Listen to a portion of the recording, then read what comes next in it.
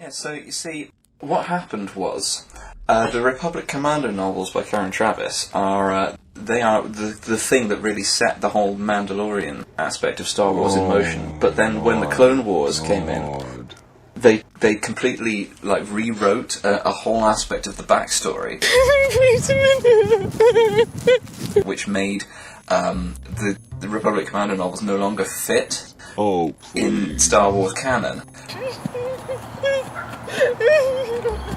But there's a whole dedicated fan base to that, which just don't subscribe. Up, Badger.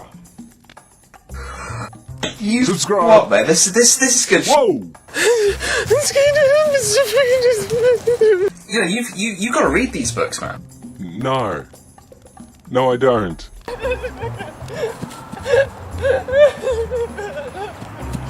I'll send them over. Please do.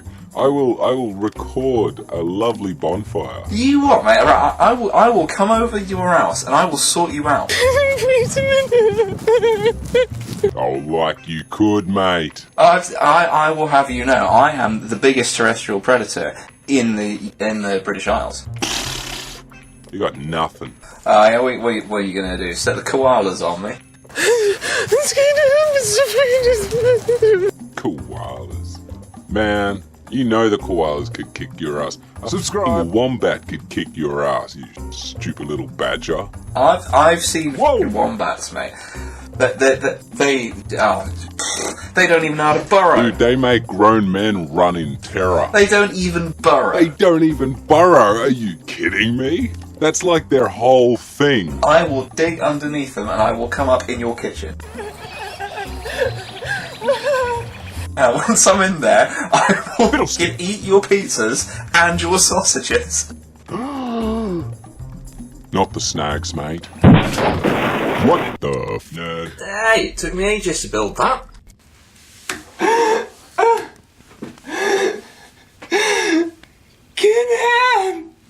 Well, here's a bit of deja vu for you. You all good, Nervadia? It hurt. No, I'm not okay. It's Ken Ham. He's at it again. What's that donkey-faced dingle biscuit on about now? He doesn't think dinosaurs are dinosaurs. Here, check this out. New species of batwing dinosaur uncovered? By Ken Ham on May 9th, 2019. Headlines around the world are announcing the discovery of a new species of bat-winged dinosaur uncovered in China. Researchers are dating this find at 163 million years old. They claim this new species, Embopteryx longibrachium, had a membranous wing similar to bats and that it was a non-avian theropod that represents a dead end in the evolution of flight. But what was this creature? Dr. Gabriella Haynes, a paleontologist who works with our research department, analysed the specific paper published in the journal Nature. Before we go on, I did a bit of a search on Gabriella Haynes and all I could find were hits on her from Answers in Genesis as well as Catherine Lake Baptist Church and a database called Biblical Paleontology Database.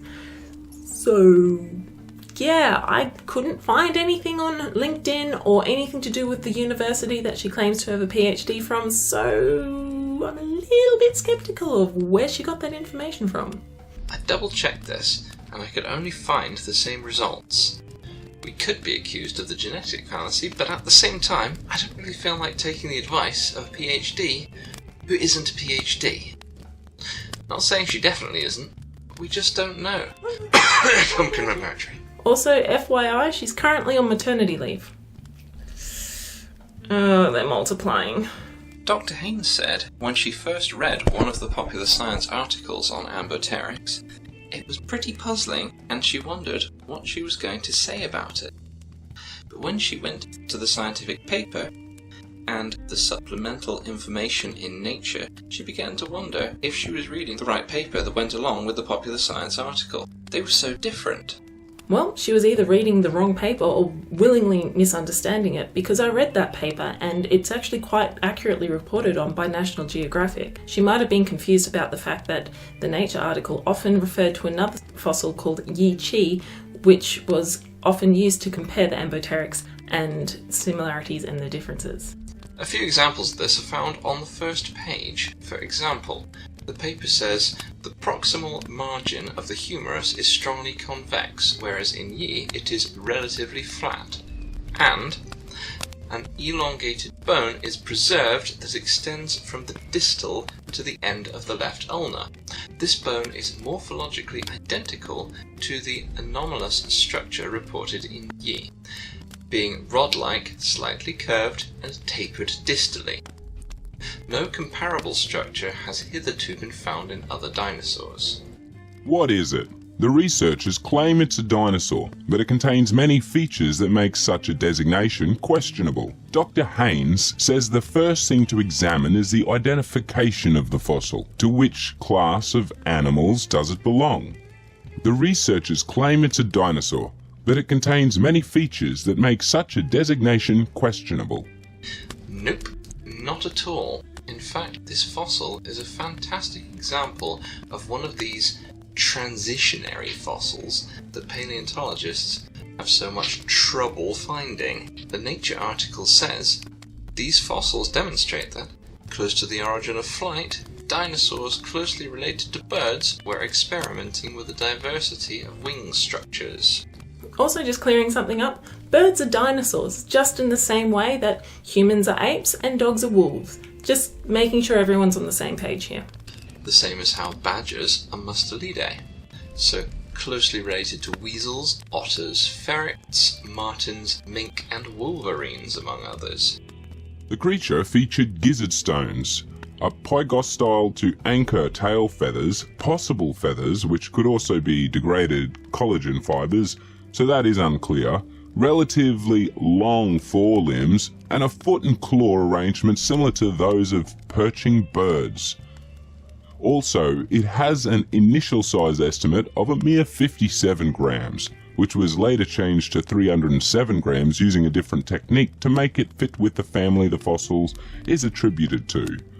The researchers note they are unsure which size estimate is correct. These are all bird-like qualities. Indeed, one popular article on this research said the lead researcher thought it was a bird. Birds are not supposed to have evolved 163 million years ago, when he first started examining the fossil, but changed his mind when he saw the uniquely large fingers, a feature not found in any known birds. Again, Ken, what's the go with discrediting science because it keeps updating the information to be more accurate? I mean, isn't that something that you'd want in a scientific article? Oh yeah, we're talking about Ken Ham here. Dr. Haynes notes that there are techniques such as chemical analysis and transmission electron microscopy that would have given them more information about the presumed feathers. But they didn't use these techniques, so it's unclear whether these features are really feathers. Badger, what are you doing? I'm talking like an Australian. Leave it to the professionals. Maybe because they didn't need to?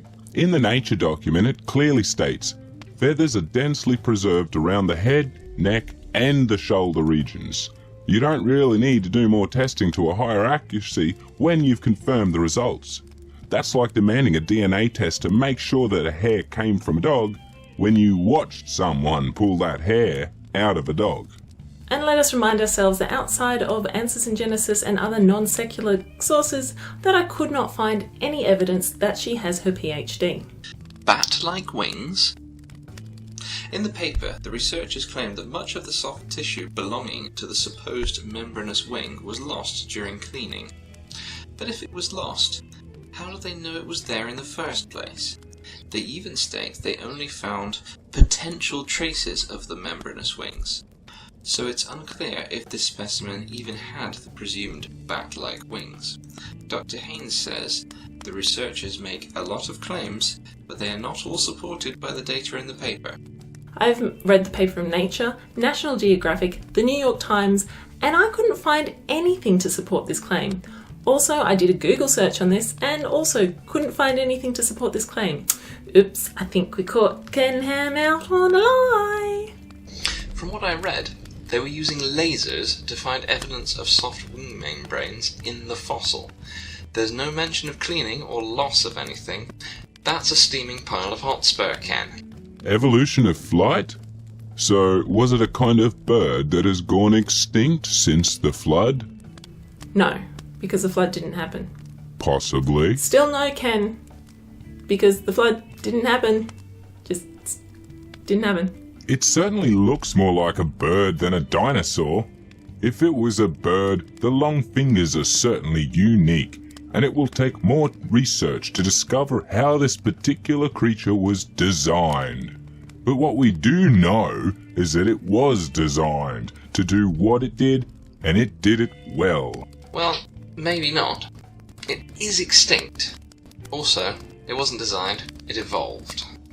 But even if, and that's a big if, further research and new specimens conclusively show that this new species, possibly a bird species, does have bat-like membranous wings, it still tells us nothing about the evolution of flight. Evolutionists now believe flight evolved 4 times in dinosaurs alone. That's an interpretation imposed on the evidence and certainly not one demanded by the evidence.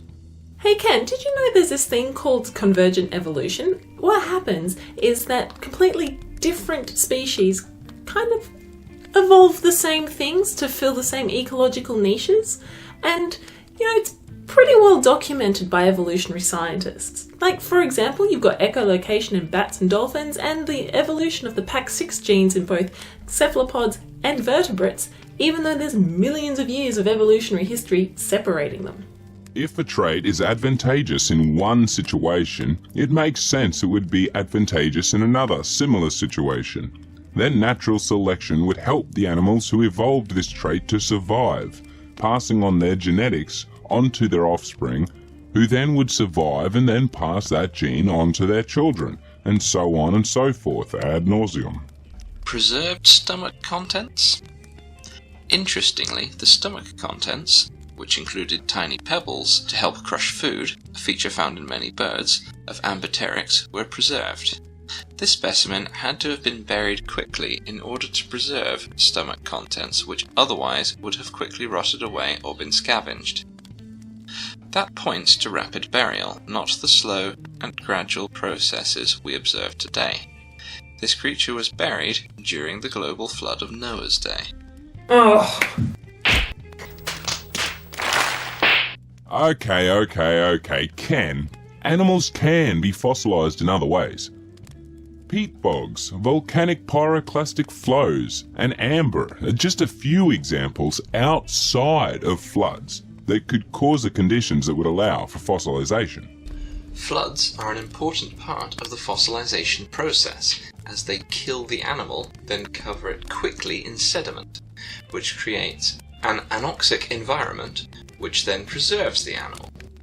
That's why non-aquatic fossils are so rare, because they are less likely to be caught in these situations. Recognizing 2 kinds of science. As Christians, we need to be discerning when we read the news. And one of the most important things to remember is the difference between observational and historical science. Right, that's it, I'm out. Nervadia, come back! Nerve? Nerd? Don't really blame her. So, what does this former Cairns kid turned Subscribe. head say about these 2 types of science? Observational science is directly testable, observable, and repeatable, whereas historical science deals with the past, and therefore is not directly testable, observable, or repeatable. Ken, there's gonna be times that we can't directly observe something happening because it happened over millions of years. We don't live that long. Humans haven't even been around that long. We can't repeat an experiment that's older than the human species. Funny that. However, we can directly test and observe it by looking at the evidence that has been provided. If we only relied on observational science, nobody would ever be convicted of a crime. If there was only one witness to a murder, and it was the victim, going by his logic, the person who killed that person should never be convicted because nobody saw it, despite the fact that all the forensic evidence pointed to that person. We also would never have discovered radio waves or gravity, as they can't be directly observed by humans. So what you believe about the past can determine how you interpret the evidence, because the researchers in this study start with an evolutionary worldview. They are imposing an evolutionary interpretation on the fossil. They take it as an evolutionary dead end on the way to flight, but only because of their a priori commitment to evolutionary theory. No, Ken! Just no! No! Hey, look, you're back. No, I'm not. Ken, please stop. You're hurting people. Also, have you considered that you're imposing a creation interpretation to suit your young Earth worldview, rather than looking at the facts? Also, the scientists don't take this as an evolutionary dead end for flight. It's a type of flight that didn't survive. If the descendants of the Ambopteryx had survived, we would be seeing the same or similar structures today. Creationists such as paleontologist Dr. Haynes, quoted above, I strongly doubt that Gabriella Haynes has her PhD, and honestly, if she does, it should be stripped from her. Please tell me this is almost done. almost. Hang in there. So Dr. Haynes looked at the exact same research and came to very different conclusions because of a different starting point. She starts with the foundation that God's word is truth, and therefore she sees this fossil as an example of some of the incredible diversity God created, and that each creature, including this one, was created fully formed and functioning. The reason for the two different interpretations is two different starting points. Man's word versus God's word. The issue isn't the evidence, the real battle is over starting points. Well, he does have a point there, but I don't think it's the point he intended. If you start from the assumption that an old book of tales written by ancient goat herders is a literal, accurate, scientific and historical account of how everything came into being, your starting point will quite definitely colour your results in a negative way. If you base your assumptions on bullshit, you know what your conclusion will be? Bullshit. Hey, Nervadia, it's over. It's okay. It's all okay. Do you have anything else to add? You can find me on my channel, Nervadia, or my Twitter handle @NA_Meredith, or my bedroom floor curled up into a ball crying. Don't give yourself the raw prawn and all that sort of stuff. Thank you so much for helping me out. I'm gonna find you. I'll see you later, Strayan. I'm Bad-Tempered Badger. I talk about things on the internet ranging from religion, atheism, social issues, politics, environmental issues, sci-fi, particularly Star Wars. You can find me on YouTube, BitChute, Twitter, Reddit, Gab, Minds and Pornhub. What are you, Notjah? Well, I've been your imaginary underworld apostate, Notjah Witness. You can find me at Notjah Witness pretty much everywhere, so come say hello. Now, what were we talking about before, Badger? Oh, well, you see, like I was saying, Notjah, the Republic Commando novels are some of the best Star Wars literature in existence. What you have to understand here is that it's essentially an entire collaboration of military fiction, but set in the Star Wars universe. And it's... Dr. Haynes said, Oh, Badger! And let us remind ourselves that Gabriella Haynes has no credible claim to a PhD outside of Answers in Genesis and Lactus. Lactus.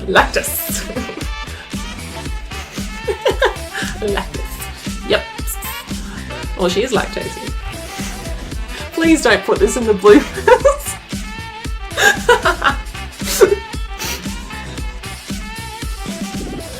He's gonna do it.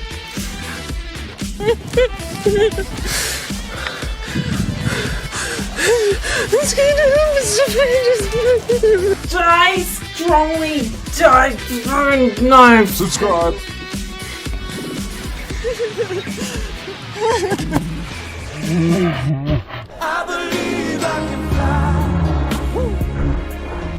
This is Academy Award winning. Subscribe.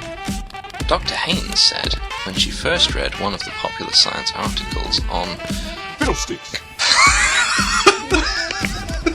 Incredible claim to a PhD outside of what she claims on answers in Genesis.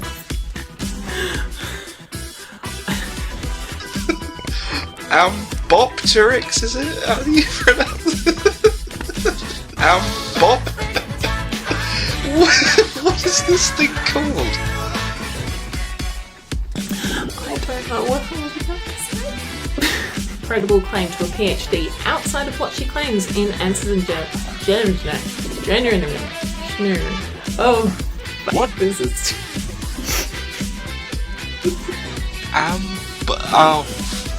Ambopteryx. I'm gonna have to look this up. oh, die right strongly down. Don't want that in your face. Please tell me this is almost done.